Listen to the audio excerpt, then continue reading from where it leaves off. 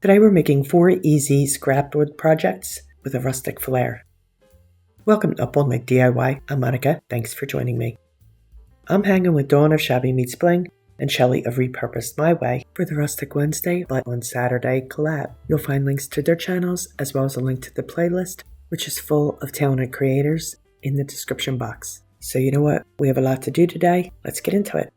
Right, so my first project technically is not a scrap wood project. We're going to make some garden balls. We'll need a couple of styrofoam balls. I'm using a 1.9 inch ball and a 2.4 inch ball. I got mine at the Dollar Tree. I'm also going to use some of this Nara Flower Clay that I got at Hobby Lobby a couple months back. I got it for $2. We're going to be using some Spanish moss. I also got this at the Dollar Tree. And we're going to need some dark green acrylic paint. I'm using Dark Forest Green by DecoArt Americana. I wasn't intending on including this in the video, but I was making these for my own home decor and I thought I might as well include it. So the first thing I did was take some of that flower clay and I just wrapped my styrofoam balls with it and then I let them dry. I basically just pressed it into place. I wasn't really concerned if it was going to be lumpy or anything like that because they're going to get covered in moss. So now we're going to add a coat of the dark green paint over top of the clay. And this is just in case any of the moss, isn't covering a particular area or it falls off. It won't be as obvious. You know what I'm saying? So what I did is put some of the moss on paper plate. And I forgot to mention that you're going to need some kind of glue. I'm using FabriFix Glue. All we need to do is cover the clay ball in some glue. So I'm going to do mine like section by section. I'm just going to add some glue and then we're going to dip the ball, the gluey ball, into the moss. And I'm just patting it down, knocking off any, of the extraneous bits. I just kind of mold it on there. I find it a lot less messy and easier to do it in, small batches, the small little sections. I'm just going to keep doing this until the entire ball is covered in moss. And that's pretty much it. Now I've made multiple of these and I've included some dried baby's breath around the center. I think it looks really pretty, but my Michaels didn't have any dried baby's breath left. Anyway, so you could do that too as an option just to jazz it up even more. I think it looks really pretty. These make for great filler decor. They're super easy to make and really affordable. Can't beat it. DIY 2 is a little wood riser. I just grabbed this piece of scrap wood. It measures 6 inches by 7.5. I also had these 2 wee pieces here. I cut them to match in size. I don't know, 3.5 inches maybe? Yeah, they're going to be the legs of the riser. First things first, I'm going to add a loose coat of DecoArt Bleached Sand. This is kind of a warm white color. I'm only going to use 1 coat here because this is just going to be our base coat. I cut out a vinyl stencil using my silhouette that says drop tickets here. I wanted this to mimic the old, I don't know if you'll remember this, but back in the day, movie theaters used to have paper tickets and there was a little drop box. You would drop your ticket in there before you went into the movies. So that's basically what this emulates. We wanted to have a real vintage feel, right?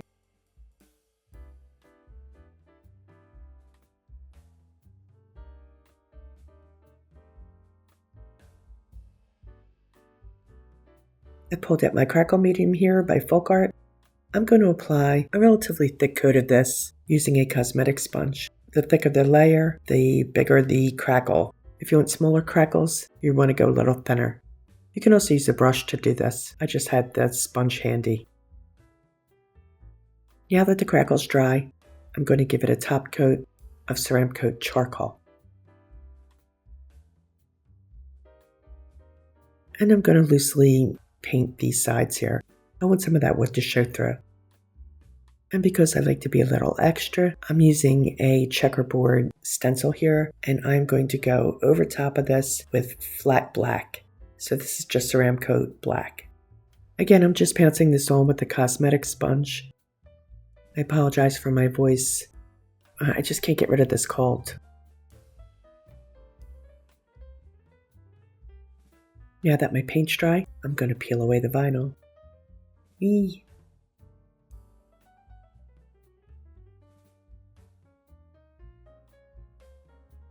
I just love the way this looks.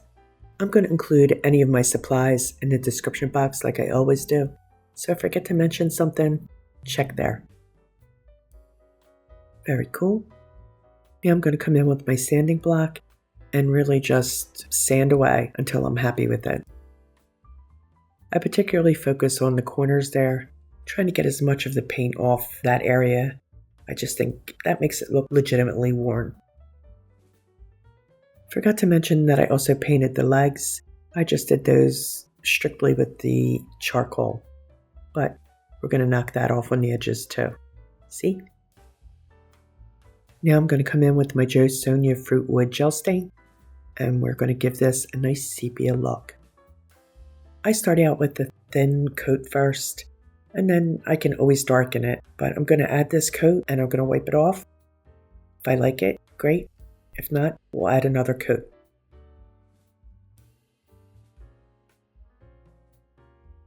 Oh yeah, and I'm sure to do the sides and the feet as well with the stain.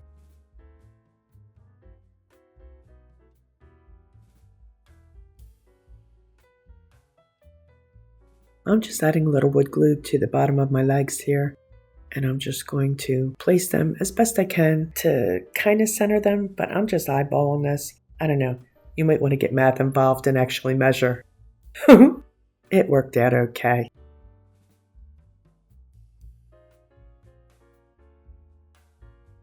Once the legs were dry, I did give this a coat of clear matte sealer. And here we go. I love the way this turned out. I'm not using it as a riser. I can put it on its side and use it as a sign. DIY 3, vintage spools. I had these wooden dowels laying around my basement, so I cut them down to size. I cut myself some circles out of some scrap wood. And I also have these little wooden wheels. I think these are wood pile from Hobby Lobby. I'm going to be using the thicker spool with the bigger circles and the thinner spool with the little wheels. Originally I wanted to just stain these, but this thicker piece of dowel was already painted white, so I'm just going to go over top of that with Americana Aloe. It's a pretty medium shade of green, and it's got a real vintage vibe. I love to add pops of green in my decor. I think it's relevant all year long. You know what I'm saying? So of course the circles will also get a coat of the aloe. I'm going to give these a little bit of a sanding and take that color down a little bit.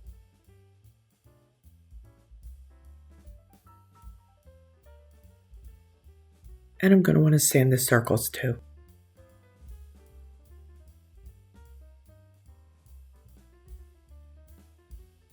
Once again, I'll be doing a reverse stencil. So I'm adding my vinyl, the number 3, and both circles will get this. I like when my graphics are slightly larger than the surface so that they kind of overhang the edges.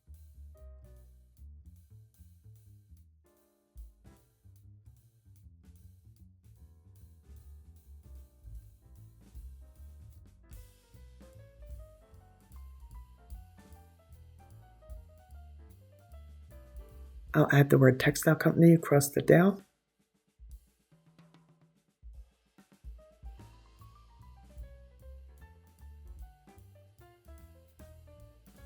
I dab over the vinyl lettering with some Mod Podge. This will keep the lettering nice and crisp. It stops the paint, the top coat, from seeping under the vinyl. For my top coat, I thought I'd go with a nice rich brown. This is Bittersweet Chocolate by Americana, and I'm giving this a very loose coat.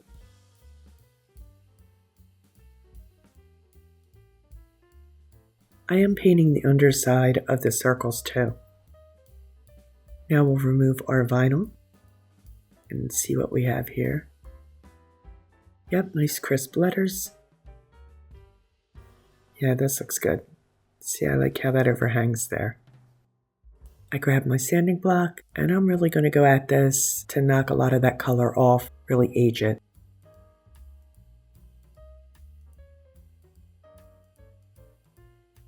Once I'm finished sanding, I'm going to lightly wipe away the dust with a slightly dampened rag. And now let's add a layer of that JoSonja Fruitwood stain. I've always really liked these vintage spools, and I never see them out in the wild, so I figured I'll make my own. Really easy. And the best part, it was all with stuff I already had. Okay, so I'm just going to continue on here and add my stain until I'm happy with it.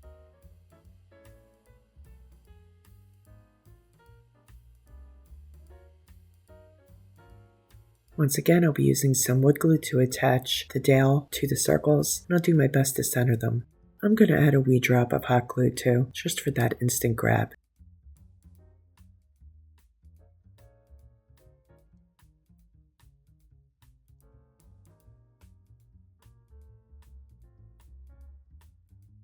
Yep, that's the big guy finished. Let's work on the small one. Since the wee one, the elements are just natural wood, I'm adding a little antiquing medium by FolkArt. It's just a wood stain, so I'm just going to brush that on and wipe it back just like before. So on the wee wheels, the wood is a lot more raw, so the stain isn't really spreading, but that's okay. I'll just paint it on just like I would if it were paint. It's all going to get sanded back anyway.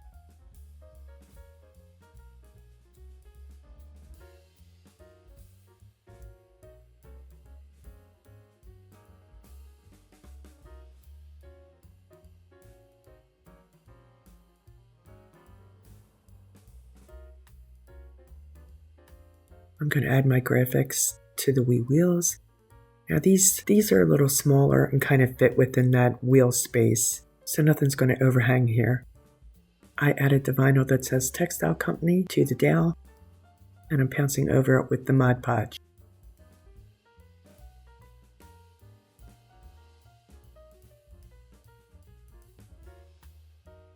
This time the top coat is going to be FolkArt chalk paint in Sage Shadow, I believe it is. I'll put it in the description box. So again, I'm just doing a really loose coat on the dowel and on the wee wheels.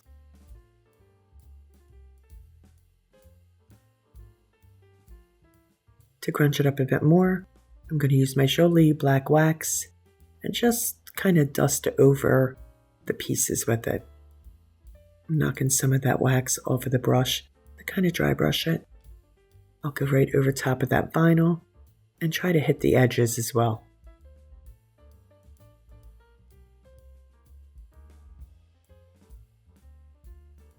And I'm going to wipe that back also.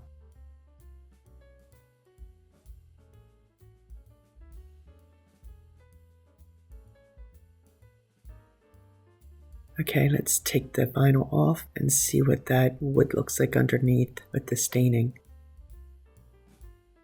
It's a little more orange than I thought it would look, but that's okay. I do kind of like it.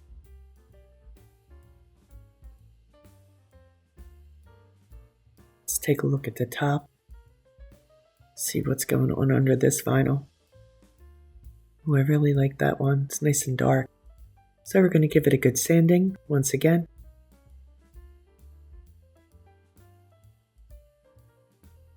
And I'm using my wood glue to attach the circles to the dowel just like before.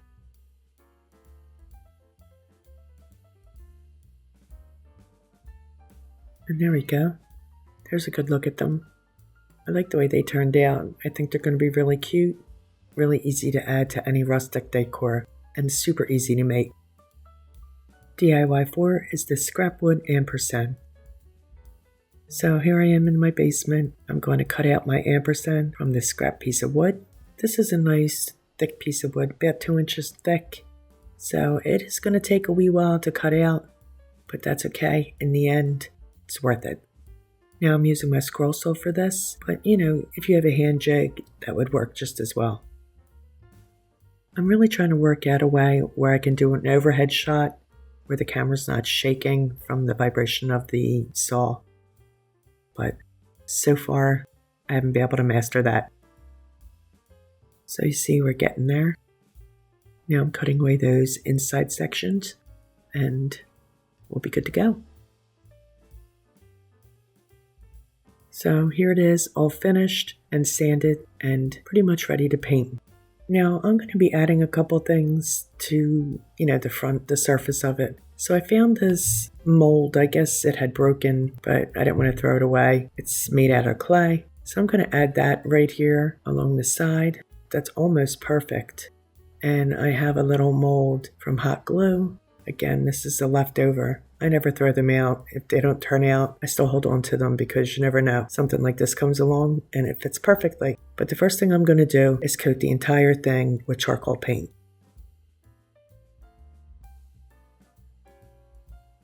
And I want to make sure that I get into all the little grooves too, and the sides. I'm going to paint my little mold pieces before I attach them. I just find that to be much easier. They're both going to get top coats of charcoal as well.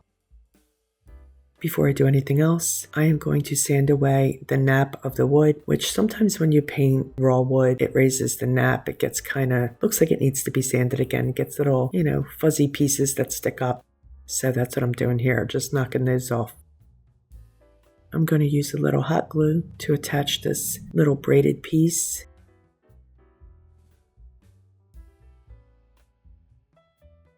And now for the bigger mold, I'm going to use both wood glue and a little hot glue for the instant grab. I'm going to start out here on the mold, and I'm going to give it pretty much a dry brush of Americana light cinnamon to give it a rusty look. And again, I'm going to do this in layers to build that color up. I also have some honey brown here, and I'll be mixing that in as well. The honey brown acts more like a highlight really, but it adds some depth.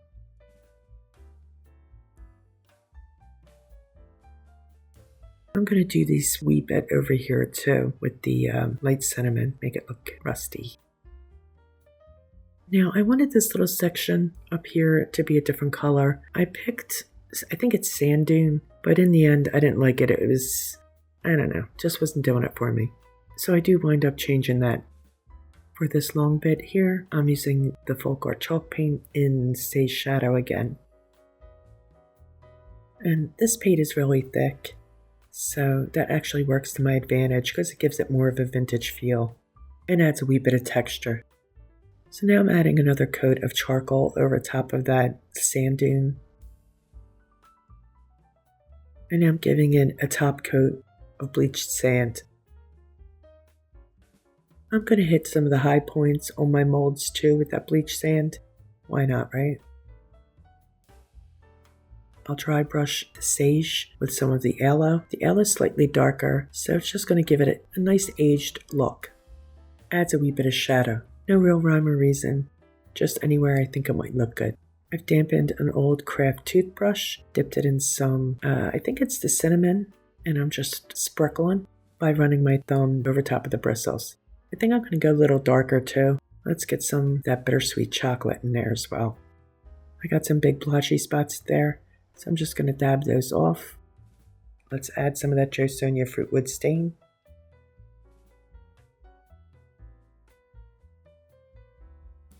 I feel like this section here needs something, so I pulled out this stamp. It's got like script writing on it, and I'm using my vintage photograph ink to just, stamp on top. It's far from legible, but that's okay. I really just wanted some kind of pattern there.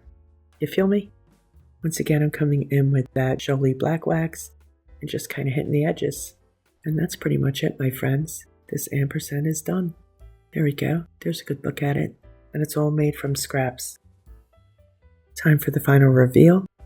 So here are our budget-friendly moss balls, garden balls. Super easy. Our riser made from scrap pieces. Love the way this turned out. And when I'm not using it as a riser, I can use it as a wee sign. And our spools, love them too. Let me know what you think. I think they turned out really cute. I'm probably going to add some fabric to them too. And our ampersand. I think this is my favorite. And here's a look at everything all together. I hope you liked today's projects. I love the way they all turned out. Let me know what you think and which one's your favorite. I want to thank Shelly and Dawn for hosting. Please be sure to check out their channels. You'll find links in the description box, along with a link to the playlist. There's lots of fabulous creators on this collaboration. Be sure to watch everybody and give them some love. Please like, share, comment, and subscribe, and all that good stuff. Stay creative, my friends. Thanks for hanging with me. See you next time. Up all night with Monica.